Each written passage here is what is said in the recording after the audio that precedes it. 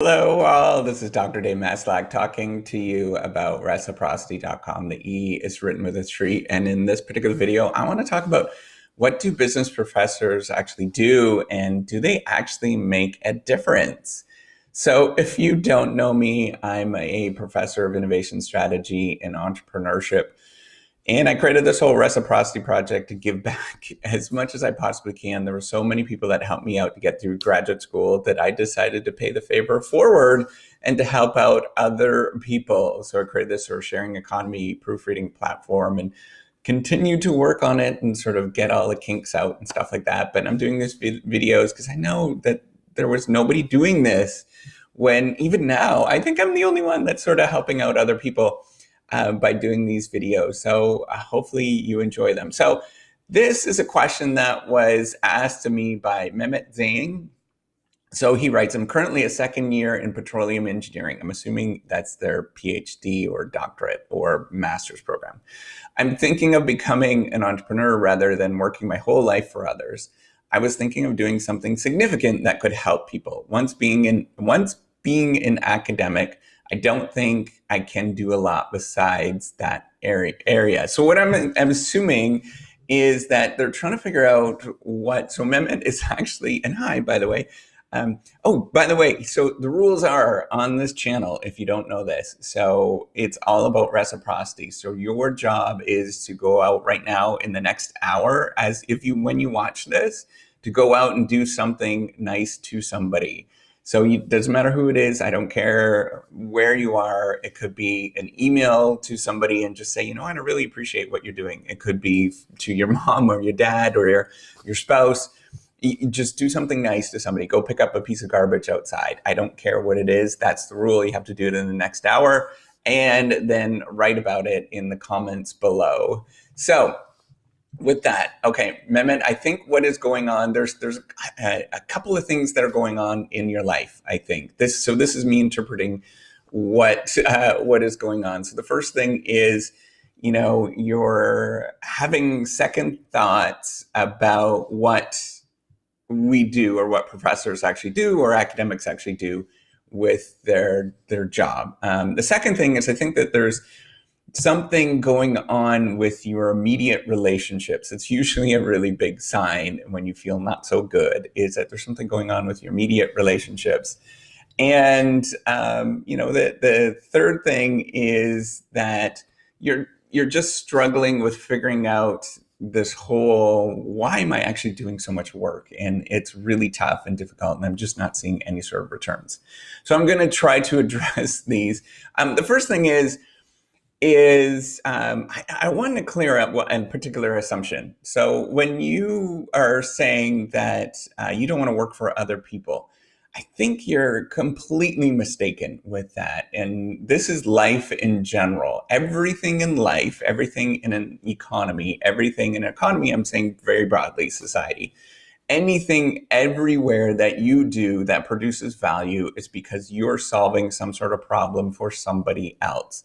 That's what it means. So if you're a homemaker, if you're working at home, you're solving the problem of making sure that your kids are doing a great job and they're becoming decent human beings. If you're a CEO, you're coordinating many different people and you're giving guidance and directions to a company.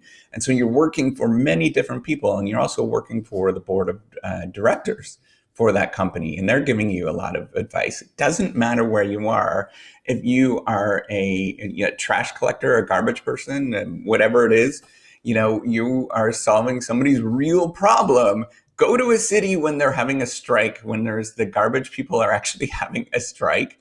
It is a disaster zone. People freak out. Politicians go insane because garbage starts piling up very, very quickly. So whatever it is that you're doing, it doesn't matter what you're doing, you're always solving somebody else's problems. That's how you produce value. And the more that you solve of somebody else's problems, more people's problems you're solving. And the bigger that problem is, the more that you're going to produce a value. And then the way that people get paid is they just take a small sliver of that value that's actually being produced, right? It doesn't matter what you're doing. that's kind of the way that the economy works. And that's kind of really what's going on behind the scenes. So when you're a PhD student, when you are a professor, you're solving a lot of different problems. And some of those problems are really narrow, and some of those problems are a lot more broad, but you're solving problems for other people. And so it might be your direct supervisor, or it might be your work colleagues that you're solving their problems and working with them.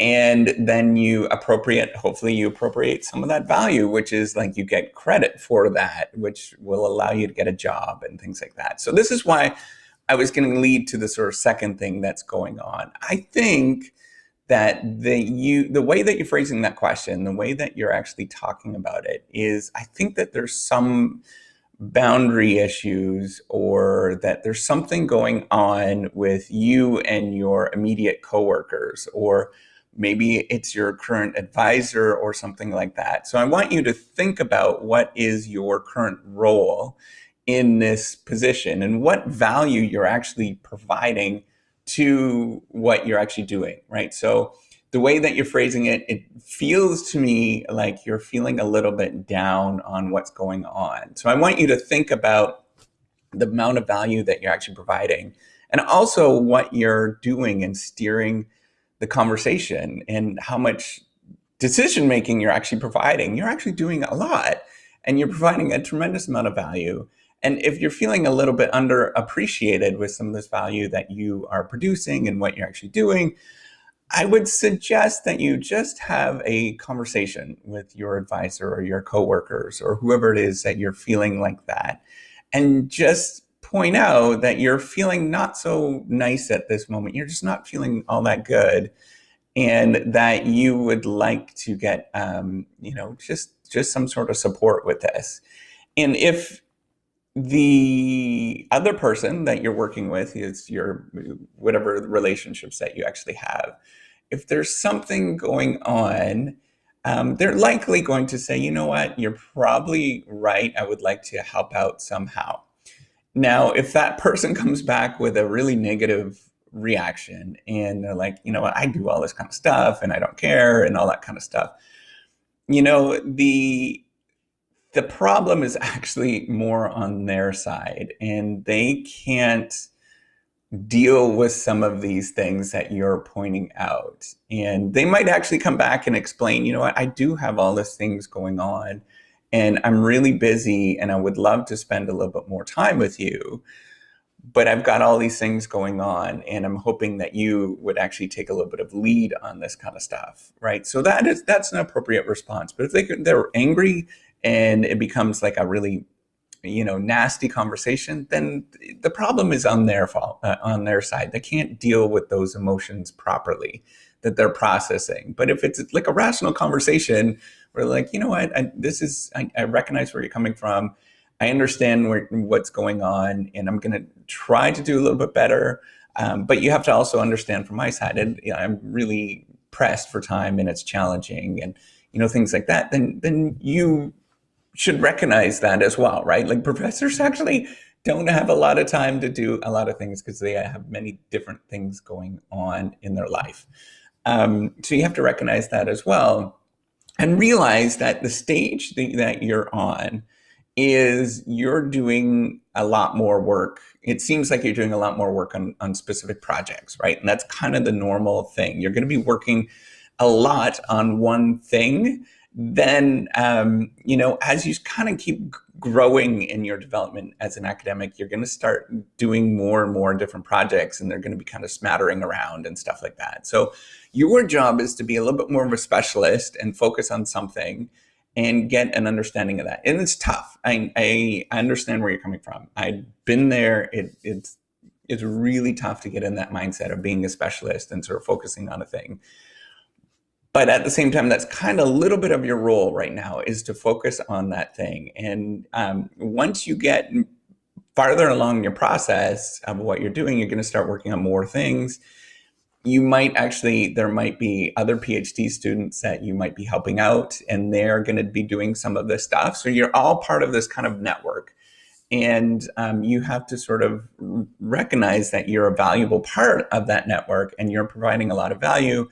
but then other people have roles as well. And, whenever it gets kind of the not so nice feeling, that's usually, and I'm really bad at this, but it's usually a sign when you start having that feeling in your stomach, is to take a break and actually have a conversation with somebody and openly talk about what's going on, and just say, I'm feeling not so good at this moment, and I'm wondering, if there's a way that we can solve this, or just I would like to have a little bit of a conversation with you, and just kind of start it with that, like really honest and open. And I think you'll find out most people are going to be pretty decent about it. The odd person, if they freak out, it's their problem, right? So that then the next question I wanted to point out. So hopefully that helps with you dealing with some of these things. It's usually a sign of something going on. So the last thing I wanted to talk about was, what do professors, business professors, or professors in general actually do, and do they actually make a difference? So when you're an academic, when you're a professor, it feels like you're doing a tremendous amount of work and there's like little value being produced at all. And that's normal to have those feelings. I don't know of anybody that doesn't have those feelings. You should not be mistaken with what you're doing now. The thing that you're providing is a ton of value. So first of all, you're probably the top in your class. You were the top in your class to get into the program, whatever PhD program you're doing. You were probably, some of the most hardworking and, talented and smartest individuals. Then you go into this role and you feel like you're not getting anything done. So don't be mistaken, right? You're doing a lot of stuff and you're doing a tremendous amount of things. What you're doing is you're producing ideas, and it's really easy to underestimate the value of an idea and what happens when you actually share ideas. So this is what publishing is. So people often talk about publishing or perishing. I don't want you to think about that. And another person actually told me once, and I was just really upset and livid, and it stuck with me for years, as you can imagine. They were telling me that I was publishing in obscurity. I think that's absolutely the wrong way to think about things. And that's kind of a nasty way to think about things. What you're doing is looking at something in a different way, and then you're providing a little bit of influence to somebody. And that's all it really takes. And you might think that that is kind of a silly thing. It's not really all that powerful in any sort of way. Ideas are not all that powerful. That's absolutely not true. That's a total BS. There is a huge literature in economics and in strategy and, a lot of different fields that talk about knowledge spillovers and the value of knowledge spillovers. And that's all it is. A knowledge spillover is, it's just an idea that was created and it spills over to something else. So in business, we talk about companies, right? That somebody creates a really cool idea, a company creates a cool idea, and somebody else runs with it. That is the most powerful driver of the economy. It's the most powerful driver of any sort of significant innovation change that happens in the world, anywhere, in any sort of context. Ideas do not come from thin air. They come from borrowing ideas from other people. So it doesn't matter if you have a bad idea or a good idea or whatnot. What matters is that you're sharing those ideas. And that is what's driving the economy. That's what drives us to actually get better. The reason why we're not actually using a stick to go and do agricultural kind of stuff. And even beyond that, the reason why we actually have fire and we're warm, most of us, a lot of us are warm, or we have air conditioning, all these kind of things is we started with a little stupid idea. That's it. And somebody ran with it and they saw maybe, there's something that's going on here. I'm going to look at it and build on it, right? So you see an idea from somebody else and they actually jump on it and build it a little bit. And then, it might not work all that well. It might not work at all, right? But then somebody else sees that idea and says, you know what, I got something, I see the world a little bit differently. I'm going to jump on that idea and do something with it. And then pretty soon, after the course of it being passed around between many different people and they're doing, seeing how somebody else is doing it and they're thinking about it in a different way, you actually accomplish a lot and things develop and they become very significant, right? that they are extremely significant. So another thing that's important to think about with ideas is not just this sort of knowledge spillover thing and the fact that the vast majority, all of our economy is because of knowledge spillovers. Everything that we have and everything that we do is because of knowledge spillovers. The other thing that you have to think about is an idea is extremely dangerous in a lot of different ways because it is persistent. So when you teach, when you get out there and when you share your idea, when you go to a conference and you share your idea, people are listening to you. The only time that, so I have actually given a presentation in front of like 2 people. But, for the most part, there's going to be a half a dozen people there. If you're teaching undergraduate students, there's probably going to be, I don't know, anywhere between, let's say 30 to 500 students that are listening to you. Those ideas that you're saying, they go into the brain and they don't disappear. They're not forgotten. They can be retrieved at any time, and they keep being retrieved at any time. And the more that we have sort of systems that are in place, like information technology and things like that, the more that they're interweaved and they can't be replaced or they can't be taken out, right? So that's the benefit of having a hard drive on your computer, is that I can look up stuff that I did in the 1980s and 1990s, and it's still there. Right. So these ideas are persistent, and it's like in your brain, they're persistent. They don't change. They're cumulative. They don't necessarily disappear. So if you tell somebody an idea, they might retrieve that in 10 years and they might go and say, oh, I kind of remember this, or I have a foggy idea of this. I'm going to go and retrieve it and do something with it.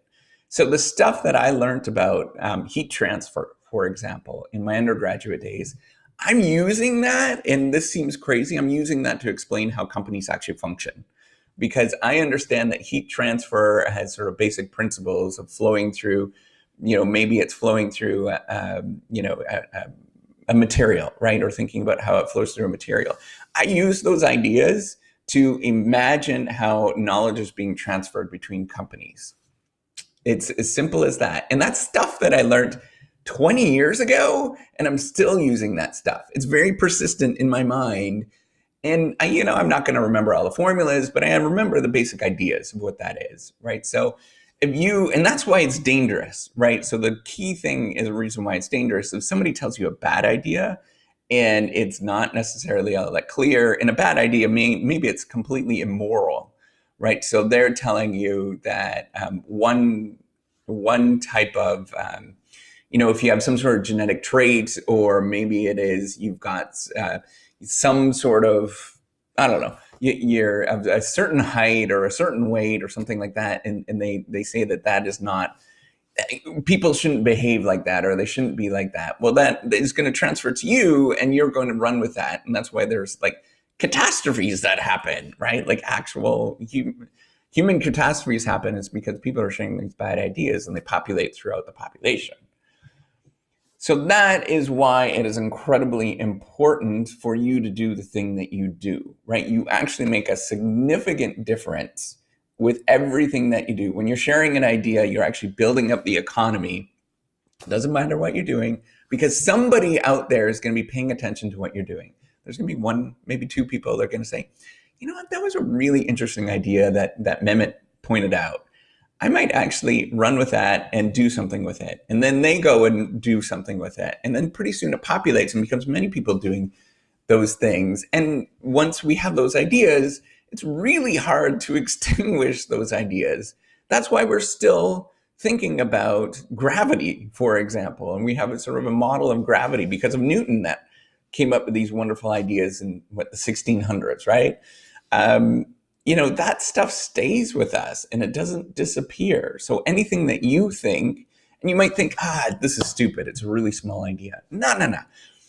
You come up with this new idea right now, and you have some kind of interesting idea, it's going to sit there, and maybe it sits there forever, but somebody can retrieve that idea and run with it 200 years from now because you created this knowledge. And they might say, there's this really interesting thing that somebody said, that Mehmet said 200 years ago, and then you run with it, and then it becomes this big thing. And you don't know when that's going to happen and when that sort of wonderful moment that's going to happen where your idea, the thing that you're working on, is going to become really big. But that's the point, right? You have no idea. And that's why you are, as a professor or as an academic, whatever it is that you're doing, a PhD student, that's why you have to keep doing what you're doing. You're making a tremendous difference, and you just don't see what that difference is at this moment, but it is there. It's wonderful once you see it.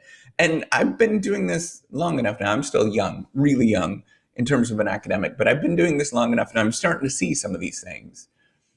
And it's really cool when that happens, when you start getting students that come back and they say, there was this thing that happened to me and you're really influential, and all those kind of things. Or I just observe that somebody is doing something that's wonderful after I taught them. It really does matter, and what you're doing matters a lot.